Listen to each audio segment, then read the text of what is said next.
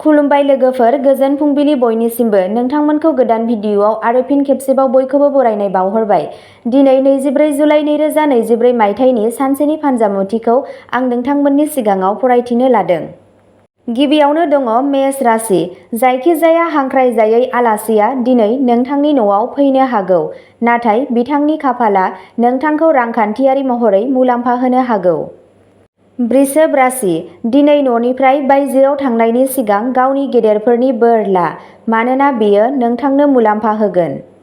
मिथुन राशि। दिनै नोंथांनाव गावनि सावस्रिखौ साबसिन खालामनो थाखाय खामानि मावनो थाखाय थोजासे सम थागोन आरो नुयो दिनै नोंथाङा हा, गुबै सम्पथि एबा हारिमुआरि मावथांखिफोरजों सोमोन्दो थानाय आयदाफोराव गोसो होनांगौ।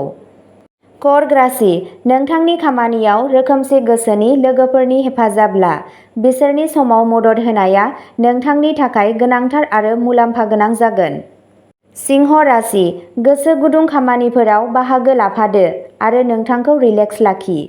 नोंथांनि जिउ लोगोरिया दिनै नोंथांखौ बयनिख्रुइबो खुसिसिन खालामनो थाखाय गोबां नाजागोन। कन्या राशि।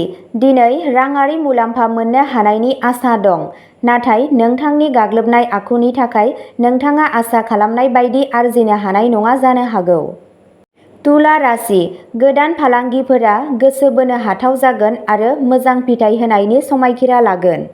दिनै नोंथाङा धोरोमारि हाबाफोरखौ मावफुंनायाव नोंथांनि लांदां समखौ बारहोनो साननो हायो। बे समाव नाङै दावराव-दावसिफोराव दाथां। वृश्चिक राशि। दिनै नोंथाङा माखासे मिथिंगायारि समायनाजों सोमोनांथाव जानो हागौ।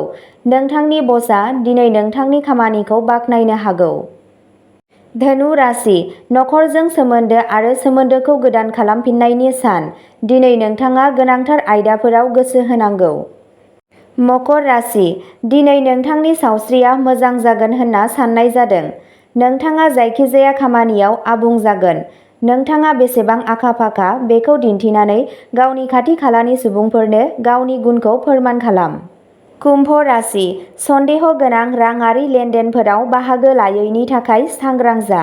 दिनै नोंथाङा नोंथांनि हाबाफोरखौ थि समाव फोजोबनो नाजानांगौ। मीन राशि।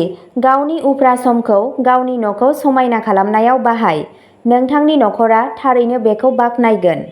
नाथाय नोंथांनि साखाथिनि सोरबा सासेजों बाथ्रा दान्थेलायनायाव गोग्लैनो हागौ। अब्ला दिनैनि राशि फरायथिनाया एसेनोसै। नोंथांमोनहा बेबादिनो सानफ्रोमबोनि फानजामुथिखौ मिथिनो थाखाय चेनेलखौ साबस्क्राइब खालामनानै लादो आरो भिडिअखौ नायनानै मोजां मोनदोंब्ला अन्नानै लाइक, शेयार आरो कमेन्टबो खालामनानै होदो।